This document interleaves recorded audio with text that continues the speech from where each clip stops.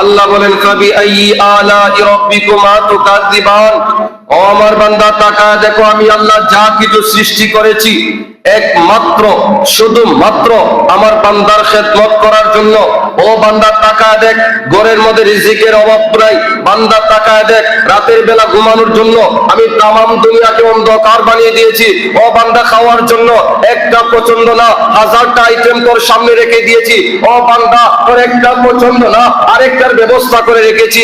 আমি আল্লাহ যা কিছু করেছি একমাত্র আমার বান্দার জন্য। ও বান্দা, এত কিছু নিয়ামত পাওয়ার পরেও আমি আল্লাহ নিয়ামতের শুকরিয়া কি আদায় করবি না? তুই আমার কোন নিয়ামতের শুকরিয়া আদায় করে শেষ করবি? তাকায়া দেখ, একটা অক্সিজেনের মূল্য কত? এক বান্দা একদিনের অক্সিজেনের মূল্য ৮০,০০০ টাকা। আর তুই বান্দা সারা বছর বিনামূল্যে অক্সিজেন নিচ্ছিস। আমি আল্লাহ ট্যাক্স নেই নাই, শুধুমাত্র বান্দা যেন নিরাপদে থাকে, বান্দা যেন সুস্থ থাকে। এত নিয়ামত দিয়েছি একমাত্র আমি আল্লাহর গোলামি করার জন্য। ফাবি আইয়ি আলা'i রাব্বিকুমা তুকাযযিবান। ও আমার বান্দা, তুই আমার কোন নিয়ামতকে অস্বীকার করবি? কোন নিয়ামতকে অস্বীকার করবি? আল্লাহকে ডাক দিয়া বললাম, এত নিয়ামত কেন দিলেন? আল্লাহ বলেন ওয়া মা খালাকতুল জিন্না ওয়াল ইনসা ইল্লা লিয়াবুদুন। আমি আমার বান্দা বানিয়েছি একমাত্র আমি আল্লাহর গোলামি করার জন্য। চিৎকার মেরে বলি না আল্লাহু আকবার। গোলামি হবে কার? আল্লাহ ব্যতীত কারো গোলামি করা যাবে? মাজারের সেজদা দেওয়া যাবে? মাজারের সেজদা দেওয়ার হারাম হুকুম করেছেন কে? আল্লাহ বলে লা তুশরিকু বিল্লাহ। আল্লাহ ব্যতীত কাউকে সেজদা দেওয়া যায় না। আল্লাহ ছাড়া কারো তাবেদারি করা যায় না। আল্লাহ ছাড়া কারো মুশারি হওয়া যায় না। আল্লাহ ছাড়া কারো মুকাবিকি হওয়া যাবে না। আল্লাহ বলেন চাইবি তো আমি আল্লাহর কাছে চা, তোর কিছু দরকার হলে আমি আল্লাহ দিব। কোনো মাজারওয়ালা দিতে পারে না। বান্দা ঘুমিয়ে থেকে বান্দার মনের আশা পূরণ করতে পারে না। সন্তান লাগবে আমি আল্লাহর কাছে চাইবি, সম্পদ লাগবে আমি আল্লাহর কাছে চাইবি, ধন সম্পদ লাগবে, সম্মান লাগবে, যা কিছু লাগবে বান্দা আমি আল্লাহর কাছে একবার চেয়ে দেখ, আমি আল্লাহ দিয়া দিব। যদি আমার সৃষ্টির কাছে চাস, শিরিক হবে, আমি আল্লাহ নারাজ হয়ে যাব। আল্লাহ বলেন ইন্নাশ শিরকা লাযুলমুন আযীম। যেই বান্দা আমি আল্লাহর সাথে শরীক করবে ওই ব্যক্তি জাহান্নামের আগুনে জ্বলতে হবে। বলি আল্লাহু আকবার। আমরা সেজদা দিব কাকে? আল্লাহ ছাড়া কাউকে সেজদা দেওয়া যাবে না। আমি শুরুতে একটা আয়াতে কারিমা পড়েছিলাম, কুল্লু নাফসিন যায়িকাতুল মাউত। আমাদের মৃত্যুর স্বাদ গ্রহণ করা লাগবে কিনা? দুনিয়াতে কত বাদশা দেখলাম, কত রাজা দেখলাম, কত মন্ত্রী মিনিস্টার দেখলাম। কেউ কি মৃত্যুর হাত থেকে বাঁচতে পেরেছে? কেউ কি বাঁচতে পেরেছে? কত ক্ষমতাওয়ালা, ক্ষমতাতে আগামীকালকে প্রবেশ করবে, আল্লাহ বলে শেষ, দুনিয়া থেকে বিদায় নিয়ে চলে যাও। সাদ্দাতের দিকে তাকায় দেখেন, সাদ্দাত ডাক দিয়া বলল, মালিক তোমার বানানো জান্নাতে আমি যাব না। তোমার বানানো জান্নাত আমার লাগবে না। আমার এত ক্ষমতা আছে, এত টাকা আছে, এত যশ কীর্তি আছে, আমি সাদ্দাত নিজে জান্নাত বানাবো, তারপরে তুমি মালিকের জান্নাতে যাব না। বলি না নাউজুবিল্লাহ। আল্লাহর তৈরি জান্নাতে সে যাবে না। সে দুনিয়ার মধ্যে জাঁকজমকপূর্ণ ভাবে একটা ঘর বানাইলো, আলোক সজ্জা করলো, হীরা মণি মুক্তা দিয়ে ঘরটাকে আলোকিত করলো, দুনিয়ার বেশ্যা নারীদেরকে ভাড়া করে জান্নাতের হুর বানাইলো। বলি না নাউজুবিল্লাহ। দুনিয়ার টাকায় কেনা নারীদেরকে হুর বানাইয়া জান্নাত উদ্বোধন করবে। সারা পৃথিবীর মধ্যে এলান করে দিল, আমি সাদ্দাত আগামী শুক্রবার নামাজের পর আমি সাদ্দাত জান্নাত উদ্বোধন করব। কেন না? আমি আল্লাহর তৈরি জান্নাতের মধ্যে প্রবেশ করব না, আমি নিজেই জান্নাত বানিয়েছি, ওই জান্নাতের মধ্যে আমি সাদ্দাত প্রবেশ করব। সাদ্দাত ডাক দিয়া বলল, ও মালিক তোমার তৈরি জান্নাতে আমি থাকবো না, আমি নিজেই জান্নাত বানিয়ে নিব। হীরা মণি মুক্তা দিয়া ওই জান্নাতকে সজ্জিত করলো। দুনিয়ার টাকা দিয়া ওই নারীদেরকে, বেহায়া নারীদেরকে আইনা জান্নাতের হুর বানাইলো, তারিখ করে দিল, সাম্রাজ্যের মধ্যে ঘোষণা করে দিল, আগামী শুক্রবারে তোমাদের সবার দাওয়াত, আমি সাদ্দাত আল্লাহর তৈরি জান্নাতের মধ্যে প্রবেশ করব না। আগামী জুমার নামাজের পর আমি জান্নাত উদ্বোধন করব। সব জায়গার মধ্যে এলাম হয়ে গেল, লক্ষ লক্ষ লক্ষ মানুষ আইসা হাজির হয়ে গেল, সাদ্দাতের তৈরি জান্নাত দেখবে। ওই সাদ্দাত গোড়া দলকে পাহারা দা বসাইলো, হাজার হাজার প্রহরী দিয়া দোল বাজনা বাজিয়ে উৎসব করতে করতে ওই বান্দা বান্দা জান্নাতের দিকে রওনা হয়েছে, হাজার হাজার হাজার মানুষ তার চতুর্দিকে দাঁড়িয়ে আছে। কেমন জানি সাদ্দাতের জান্নাত, আমরা শুনেছি আল্লাহর জান্নাত কতই না সুন্দর হবে, কিন্তু মৃত্যুর আগে তো ওই জান্নাত দেখা সম্ভব না। সাদ্দাতের তৈরি জান্নাত আমরা দেখব। লক্ষ লক্ষ মানুষ আইসা হাজির হয়ে গেল ওই সাদ্দাত ঘোড়ার উপর করে জান্নাতের দিকে রওনা হয়েছে তার নিজের তৈরি জান্নাতের মধ্যে। ওই বান্দা জান্নাতের মধ্যে ঢুকবে, একটা পা ঘোড়া থেকে জমিনের মধ্যে দিবে, আরেক পা ঘোড়ার মধ্যে আছে। আল্লাহ ডাক দিয়া বললেন, আজরাইল তুই কি দেখিস না ওই বান্দার সময় শেষ, ওই বান্দার জান্নাতটা উদ্বোধন করতে দিবি না, ওই বান্দার জানটা কবজ করে ফেল। ওই সাদ্দাত জান্নাতের মধ্যে একটা পা রাখলো, আরেকটা পা ঘোড়ার উপরে। ওই অবস্থায় আল্লাহ জান নিয়ে নিলেন। আল্লাহ ডাক দিয়া বললেন, দুনিয়া থাকার জায়গা না, দুনিয়া ক্ষমতা দেখানোর জায়গা না, দুনিয়া আমৃত্যুর জায়গা না। ওই বান্দা জান্নাতে যাবে না। আমি আল্লাহর জান্নাতকে অস্বীকার করে নিজের জান্নাত বানিয়েছে। তাকায় দেখো, এক পা জান্নাতে আরেক পা ঘোড়ার মধ্যে, মাঝখানে আমি আল্লাহ জান নিয়ে বুঝিয়ে দিলাম জান্নাতের মালিক বান্দা হতে পারে না, জান্নাতের মালিক একমাত্র আমি আল্লাহ। চিৎকার মেরে বলি না আল্লাহু আকবার। জান্নাতের মালিককে এত এত টাকা দিয়ে জান্নাতে বানিয়ে কি জান্নাতে ঢুকতে পারছে? এই এলাকার মধ্যে আজরাইল আসে কিনা? শুধু কি সাদ্দাতের কাছে আজরাইল যায়? গতকালকে এক বান্দা দুনিয়া থেকে বিদায় নিয়েছে, দুনিয়া শেষ। সে যে নামে আজরাইল সময় মতো তোমার কাছে হইবে হাজির। সে যে নামে আজরাইল সময় কাছে তোমার কাছে হইবে হাজির। যত কাকতি মিনতি করো রে মন, রেহাই মিলবে না। আজরাইলা শিলে বাইরে কফিয়ত চলবে না। আজরাইলা শিলে বাইরে কফিয়ত চলবে না। তোবা নাম গাছটি আছে, পাতায় পাতায় লেখা আছে মানুষের হায়াত। তোবা নাম গাছটি আছে, পাতায় পাতায় লেখা আছে মানুষের হায়াত। সেই পাতা জড়িয়া গেলে মদের নিশানি। আজরাইলা শিলে বাইরে কফিয়ত চলবে না। আজরাইলা শিলে বাইরে কফিয়ত চলবে না। সালাতুল্লাহ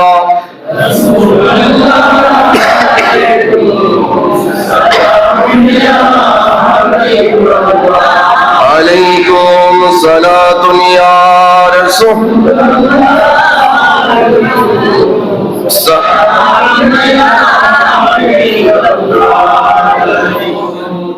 মৃত্যু এমন একটা জিনিস, এটা অপ্রিয় সত্য। আপনি মানেন কিংবা না মানেন, আল্লাহকে স্বীকার করেন কিংবা স্বীকার না করেন, আল্লাহর গোলামি করেন কিংবা না করেন, মৃত্যু আসবে এটা নিশ্চিত। কাফের বলেন, বেদিন বলেন, আস্তিক বলেন, নাস্তিক বলেন, ধর্মী বলেন, বেদুনি বলেন, সবাই বিশ্বাস করে মৃত্যু তোমার অবদারিত। মৃত্যুর স্বাদ তোমাদের গ্রহণ করাই লাগবে। আমার কামলি ওয়ালা নবী মৃত্যুর স্বাদ গ্রহণ করেছেন কিনা? গ্রহণ করেছেন। তবে ওনার মৃত্যু আর আমাদের মৃত্যু কিন্তু এক না। আমাদের মৃত্যু হয় রবের ইচ্ছায়, আর আমার নবীর মৃত্যু হয়েছে নবীর ইচ্ছায়। বলি না সুবহানাল্লাহ। কার ইচ্ছায়? আমার নবীর ইচ্ছায় হয়েছে। আমার নবী চাইলে অনেক কিছু করতে পারতেন, কিন্তু নবী তাকেন নাই।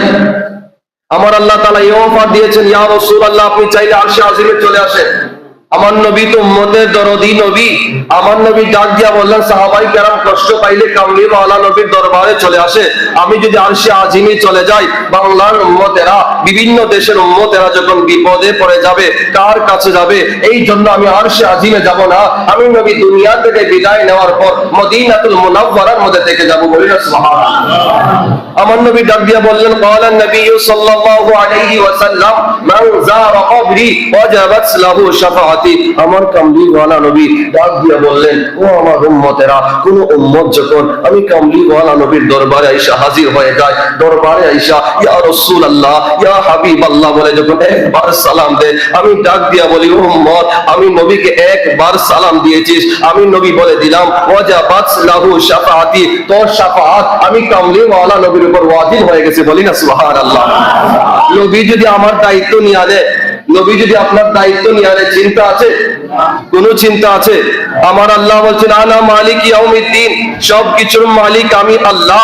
আনতা সাহিবা ইয়াউমিদ্দিন, আপনি সবকিছুর বাদশা। শুধু তাই না, আমার আল্লাহ বলেন আনা কাসিম ওয়াল্লাহু হুয়া ইউতি, আমি মালিক, বন্টনকারী আপনি। হাই হাই, যদি বন্টনকারীর সাথে সম্পর্ক থাকে লাইনে দাঁড়ানো লাগে না, অপেক্ষা করা লাগে না। যদি বন্টনকারীর সাথে সম্পর্ক ভালো হয়, বন্টনকারী ডাক দিয়া বলবে ও বান্দা লাইনে কেন দাঁড়িয়ে আছিস, তুই তো বাকি 8-10 জনের মতো না, তুই তো আমার কাছের মানুষ। ও বান্দা লাইনে দাঁড়ানো লাগবে না, আমার কাছ থেকে নিয়ামত নিয়ে আনে। আমার নবী ডাক দিয়া বললেন আমি বন্টনকারী। ও বান্দা, যেই ব্যক্তি আমি নবীর বন্টনে বাদ পেয়েছে, ওই বান্দার দুনিয়া নয়, আখিরাত নয়, ওই কাল হাসরের ময়দানে জান্নাত তালাশ করা লাগবে না। আরে জান্নাত তো তালাশ করবে ওই বান্দাকে জান্নাতে নেওয়ার জন্য। বলি না সুবহানাল্লাহ।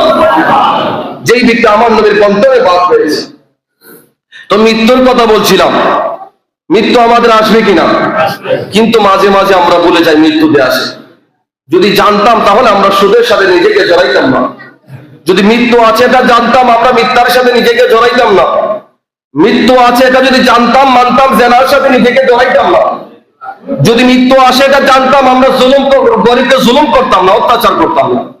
কিন্তু মাঝে মধ্যে আমরা ভুলে যাই যে মৃত্যু আসে। মৃত্যু যে আছে আমরা ভুলে যাই সেটা। এই জন্য মাঝে মাঝে আজরাইল মিসকল দেয়, এলাকা থেকে অমুক নিয়ে যায়, তমুক নিয়ে যায়, বান্দা তাকায় দেয় মৃত্যু আছে, মৃত্যু আছে। গতকালকে যে বান্দা ছিল আজকে 2 দিন হয়ে গেল দুনিয়া থেকে বিদায় নিয়ে চলে গেছে। আমার নবী সাল্লাল্লাহু আলাইহি ওয়াসাল্লাম দুনিয়াতে আসলেন, আয়েশা দেখেন নবী দুনিয়াতে আয়েশা দেখলেন ওনার বাবা দুনিয়ার মধ্যে নাই। নবী দুনিয়াতে আসার আগে ওনার বাবা দুনিয়া থেকে বিদায় নিয়ে চলে গেলেন। আমার কামলি ওয়ালা নবী ডাক দিয়া বললেন ও আমার মা, আমি দুনিয়াতে আসার পরে আমার বাবার চেহারা আমি দেখতে পাই না, তবে আমার মন চায় বাবার চেহারা আমি দেখতে পাই না, মন চায় আমার বাবার কবরটা জিয়ারত করব। নবী বলেন আমার বাবার চেহারা আমি দেখতে পাই নাই, আমার বাবার কবর জিয়ারতটা কি করব না? আমেনা ডাক দিয়া বললেন ও মুহাম্মদ, বাবার কবর জিয়ারতে যাইবা সমস্যা নাই, এক দেশ থেকে আরেক দেশের মধ্যে যাইবা কেমন করে? আমাদের ঘরের মধ্যে সামর্থ্যবান ওই রকম পুরুষ নাই। দাদা আব্দুল মুত্তালিবের কাছে আমার নবীর ডাক দিয়া বললেন ও দাদা, আমার মন চায় বাবার চেহারা আমি দেখতে পাই না, নিজেকে কষ্ট মনে হয়, হুজুর বাবা দুনিয়ার মধ্যে নাই, আফসোস লাগে। তাকায় দেখো কামলি ওয়ালা নবী দুনিয়াতে এসেই দেখেন বাবা দুনিয়ার মধ্যে নাই। আমার নবী ডাক দিয়া বললেন ও দাদা, একবার অনুমতি দাও না, বাবার চেহারা দেখতে পাই নাই, আমি বাবার কবরটা জিয়ারত করব। বাবা দাদা দেখলেন নবীর কান্নাটা এমন কান্না, মায়া লেগে গেল। দাদা ডাক দিয়া বললেন ঠিক আছে, আগামী কালকে যাইও, সিরিয়ার জমিনে তোমার বাবার কবর আছে, ওই কবরটা জিয়ারত করবা। আমার নবী কি করলেন, মা আমেনাকে নিয়া, একজন দাসীকে নিয়া রওনা হয়ে গেলেন। হাঁটতে হাঁটতে হাঁটতে ওই সিরিয়ার জমিনের মধ্যে গেলেন, গিয়ে দেখলেন বাবার কবর। আমার নবী কান্না করে দিলেন, হায় হায়, বাবার চেহারা দুনিয়ার মধ্যে আইসা দেখি নাই। আরে আমার নবী এতিম নবী, দুনিয়ার মধ্যে আইসা বাবার চেহারা দেখার সৌভাগ্য হয় নাই। বাবার কবরের মধ্যে পড়ে হাউ মাউ করে কান্না করতে লাগলেন। আমার আল্লাহ ডাক দিয়া বললেন জিবরাইল তাড়াতাড়ি আমেনার কাছে যা, আমেনার কাছে গিয়া বল আমার নবীর কান্না যেন থামে। আমার নবীর কান্নার কারণে আসমান ভারী হয়ে গিয়েছে, আমার নবীর কান্নার কারণে ফেরেশতারা কান্না শুরু করে দিয়েছে। জিবরাইল আয়েশা বলল ও মা আমেনা, মুহাম্মদের কান্না থামাও। আমার নবী বাবার জন্য এতই পাগল ছিলেন, এত কান্না শুরু করে দিলেন, এত কান্না আসমান জমিন ভূমিকম্প তৈরি হয়ে গেল, কাঁপতে শুরু হয়ে গেল। আরে আমার নবীর জন্য আল্লাহ ডাক দিয়া বললেন ও ইয়া রাসূলুল্লাহ, আপনার কান্নার জন্য দুনিয়া বানাই নাই, আপনাকে কাঁদানোর জন্য দুনিয়া বানাই নাই, আপনার আপনার কান্নার কারণে দেখেন না আসমান কেমন করে কান্না করে, আপনার কান্নার কারণে ফেরেশতারা কান্না শুরু করে দিয়েছে। ইয়া রাসূলুল্লাহ আর কাঁদবেন না। আমেনা ডাক দিয়া বলল, বাবা আর কান্না করিস না। কিন্তু আমার নবী বাবার জন্য এতই পাগল ছিলেন, এমন কান্না শুরু করে দিলেন, এমন কান্না, কান্নার মতো কান্না। আমেনা একবার বাধ্য হয়ে আমার নবীকে নিয়ে রওনা হয়ে গেলেন। আমার নবী কেমন কপাল বলা নবী ছিলেন, বাবার কবর দেখতে আইসা মাঝপথের মধ্যে আমেনার পেটের মধ্যে ব্যথা শুরু হয়ে গেল। ওই জায়গার মধ্যে আমার মা আমেনা দুনিয়া থেকে বিদায় নিয়ে চলে গেলেন। আমার নবী ডাক দিয়া বলেন, ও মালিক, কেমন নিয়তি দিয়া দুনিয়ার জমিনে পাঠাইলেন, বাবার কবর দেখতে আইসা আজকে মা হারা এতিম হয়ে গেলাম। আমার বাবা নাই, আমার ভাই নাই, আমার বোন নাই, একমাত্র আমার মা ছিল। আজকে বাবার কবর দেখতে আইসা আমার মা দুনিয়া থেকে বিদায় নিয়ে চলে গেল। এতিম নবী এমন কান্না শুরু করে দিলেন, আজকে এতিম হয়ে গেলাম, যদিও বাবা ছিল না, মা তো ছিল, আজকে মাও দুনিয়া থেকে বিদায় নিয়ে চলে গেলেন। আমার নবী কান্নার মতো কান্না। আমার আল্লাহ ডাক দিয়া বললেন, ইয়া রাসূলুল্লাহ, ইয়া হাবিবাল্লাহ, চিন্তা করবেন না, আপনার মা নাই, আপনার বাবা নাই। ইয়া রাসূলুল্লাহ, ইন্না আ'তাইনা কাল কাউসার, আমি আপনাকে কাউসার দান করে দিলাম। ইয়া রাসূলুল্লাহ, আপনি চিন্তা করবেন না, আমি আপনাকে শাফাআতের চাবি দান করে দিলাম। আপনি উম্মতের দরদি নবী। ইয়া রাসূলুল্লাহ, হাশরের ময়দানে যতজন উম্মত চাইবেন ততজনকে টানতে টানতে জান্নাতে নিয়ে যাবেন। ইয়া রাসূলুল্লাহ, আমি আপনাকে ওয়াদা করলাম, আপনি নবীকে খুশি করব বলে সুবহানাল্লাহ। আমার আল্লাহ ডাক দিয়া বলেন, ওয়ালা সাউফা ইউতিকা রাব্বুকা ফাতারদা। আমি মুসাকে এই আয়াত বলি নাই, আমি ঈসাকে বলি নাই, আমি ইব্রাহিমকে বলি নাই, আমি আল্লাহ তাআলা আপনি নবীকে বললাম, বাবার জন্য কাঁদবেন না, মায়ের জন্য কাঁদবেন না, হাসানের জন্য কাঁদবেন না, হুসাইনের জন্য কাঁদবেন না। আমি আল্লাহ তাআলা ওয়াদা করলাম, ইয়া রাসূলুল্লাহ, যা কিছু লাগে আমি আল্লাহ সব দিয়া আপনি নবীকে খুশি করব। চিৎকার মেরে বলেন আল্লাহু আকবার। আমার নবীকে ডাক দিয়া বললাম, ইয়া রাসূলুল্লাহ, ইয়া হাবিবাল্লাহ, আমার আল্লাহ বলছেন আপনাকে খুশি করবেন। আপনি কি পাইলে খুশি হবেন? বাড়ি পাইলে খুশি হবেন। আমার নবী ডাক দিয়া বললেন, আমার বাড়ির দরকার নাই, আমার গাড়ি দরকার নাই, আমার নারীর দরকার নাই, টাকা পয়সার দরকার নাই, দরকারটা কি? আমার নবী ডাক দিয়া বললেন, ও আমার উম্মতেরা, আমি একটা মানুষ চাই, একটা মাত্র জিনিস চাই, আমার হাসান জান্নাতে যাবে। আমি নবী চাই না আমার হুসাইন জান্নাতে যাবে, এটা আমি চাই না আমার কলিজার টুকরা ফাতেমা জান্নাতে যাবে। ও মালিক, সেটা চাই না, আমি শুধুমাত্র চাই, রব্বি হাবলি উম্মতি, রব্বি হাবলি উম্মতি। 1400 বছর পর হিজপুরের মুসলমান যখন তারা ইয়া নবী সালামু আলাইকা বলে, আমার নবী কয়, ওই উম্মতকে নিয়ে আমি নবী একসাথে জান্নাতে থাকতে চাই, বলে না সুবহানাল্লাহ। আমার নবী বলে, কিচ্ছু চাই না, শুধুমাত্র চাই আমার উম্মত যেন জান্নাতে চলে যায়, বলে সুবহানাল্লাহ।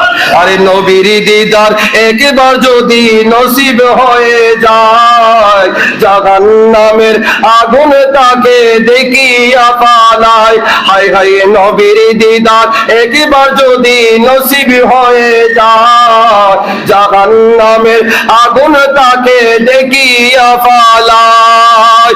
ওই নবীজির মহব্বতে মিলাদ পড়িও, মন যদি নবী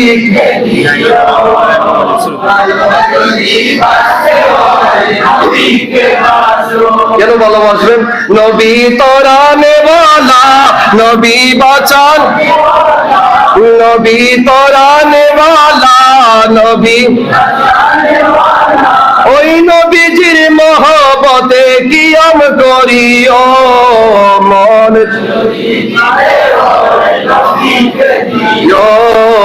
ভালো যদি।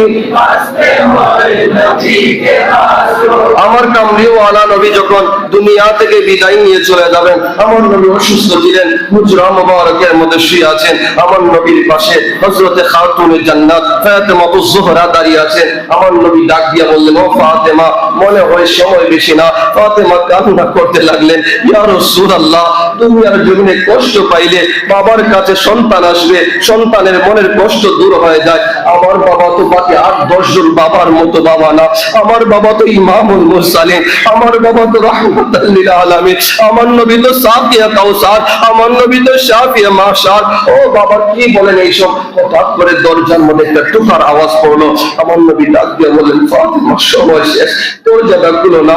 ফাতেমা দরজা খুললেন, দেখলেন একটা মানুষ দাঁড়িয়ে আছে জমিনের মধ্যে, মাথা আসমানের মধ্যে। ফাতেমা একটা চিৎকার মেরে দিলেন, ইয়া রাসূলুল্লাহ, এরকম মানুষ তো দুনিয়ার জমিনে দেখি নাই। আমার নবী বললেন, ফাতেমা এটা মানুষ না, এটা সাহাবী না, এটা আজরাইল আসে আমি নবীর জান কবজ করার জন্য। আমার ফাতেমা কান্না করতে লাগলেন, ইয়া রাসূলুল্লাহ, আজকে বাবা আর এতিম হয়ে যাব, কালকে কার কাছে গিয়ে বাবা বলে ডাক দিব? ইয়া রাসূলুল্লাহ, আমার হাসান আমার হুসাইন কাকে নানা বলে ডাক দিবে?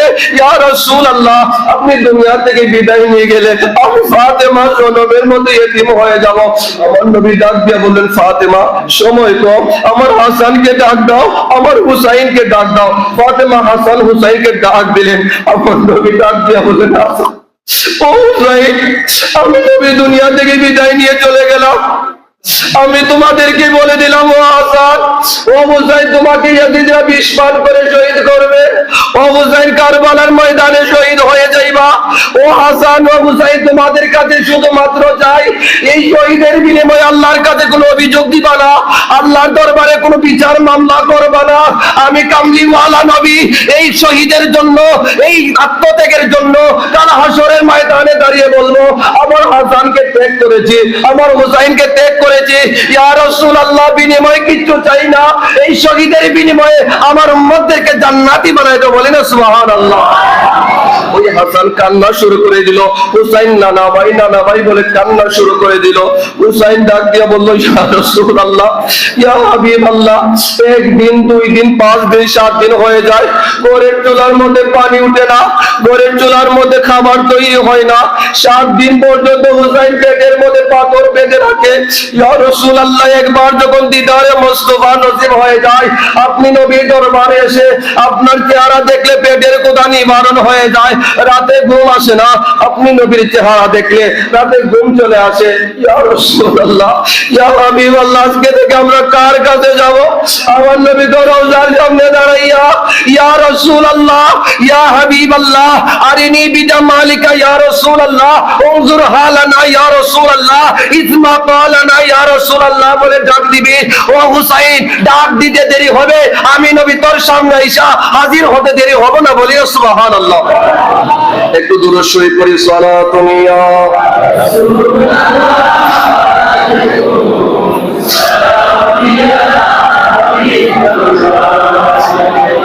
আমার সরকারে আলা হযরত বলেন, উঠা দো পর্দা, দিখা দো চেহারা, के नूर बारी हिजाब में जमाना तारिक हो रहा है, कि मेरे कब से निकाबों में जमाना तारिक हो रहा है, कि मेरे कब से निकाबों में।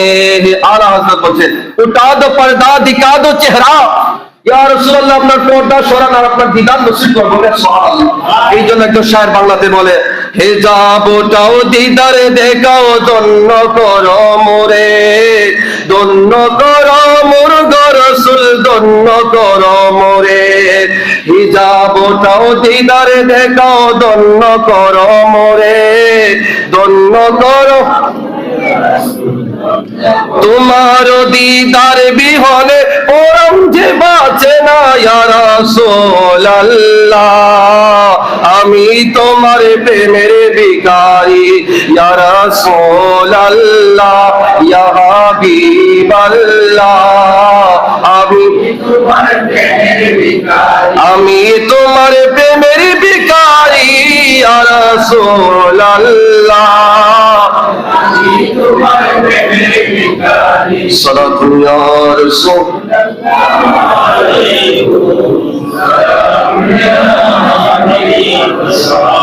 আলাইকুম সালাতুন ইয়া রাসূলুল্লাহ,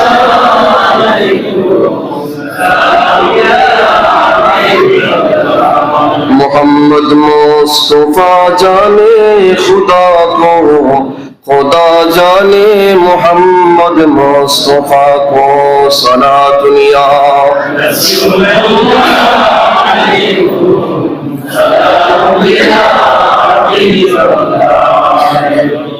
আমার কামলি ওয়ালা নবী দুনিয়া থেকে বিদায় নিলেন, তখন এক সেকেন্ডের জন্য বলেন নাই আমার উম্মত কোথায়, একটা বারের জন্য বলেন নাই, প্রত্যেকটা নিঃশ্বাসে নিঃশ্বাসে বলেছে রব্বি হাবলি উম্মতি, আমার উম্মত কোন জায়গায় যাবে, আমার উম্মত যদি জাহান্নামে চলে যায়, আমার উম্মত যদি বিপদে পড়ে যায়, আমার উম্মত যদি মিজানের পাল্লার মধ্যে আটকে যায়, আমার উম্মত যদি ফুলসিরাতের মধ্যে পড়ে যায়, আমি নবী কাকে নিয়ে জান্নাতে যাব? আমার নবী বলছেন উম্মত, আমার আল্লাহ তাআলা আমাকে অঙ্গীকার করেছেন, ইয়া রাসূলুল্লাহ, জান্নাতের মধ্যে সর্বপ্রথম আপনি ঢুকবেন, আপনি ব্যতীত কেউ জান্নাত উদ্বোধন করতে পারবে না। আমার আল্লাহ তাআলা নবীকে এটা ওয়াদা করেছেন, আর আমার নবী উম্মতদেরকে ওয়াদা করেছেন, উম্মত আল্লাহ ওয়াদা করেছেন আমাকে দিয়ে জান্নাত উদ্বোধন করবেন, আর আমি নবী উম্মত তোমাদের সামনে ওয়াদা করলাম, আমি নবী জান্নাতে প্রথম ঢুকবো, তবে আমার সমস্ত উম্মতদেরকে সাথে নিয়েই ঢুকবো, আমার উম্মত ছাড়া আমি জান্নাতে ঢুকবো না। এই জন্য যেই ব্যক্তির ভিতরে যাররা যাররা যাররা পরিমাণ ঈমান থাকবে, আমার নবী বলেন ওই ব্যক্তিও জান্নাতে যাবে। সুবহানাল্লাহ। আমাদের ঈমান আছে না নাই? আমাদের ঈমান আছে, তবে একটা জিনিস দুর্বল, আমল কম। আমরা কি ঈমানদার নাকি বেঈমান? আমার নবী বলেন ঈমান নিয়ে বড়াই করো, ঈমান নিয়ে অহংকারী করো, কিন্তু আমল নিয়ে করিও না। আমরা ঈমান না নিয়ে আমল নিয়ে অহংকার করি। আরে আমি তো শুধু খালা থাকতে নামাজ পড়ি, কোথায় গেল আপনার নামাজ? আরে এইখানটা উনি জানেন, এইখানটা আমি দিছি, আমার গোলাপি দেশে এইখানটা দিছে, কিসের জন্য দিছিলেন আপনি? আল্লাহকে খুশি করার জন্য? আমাকে এসে শোনাচ্ছেন কেন? গ্রামবাসীকে কেন শোনাচ্ছেন? মানুষ যেন জানে। আমল নিয়ে তাকাব্বুরি করা যাবে না। আমল নিয়ে আপনি অহংকার করতে পারবেন না। আমল করেছি কার জন্য?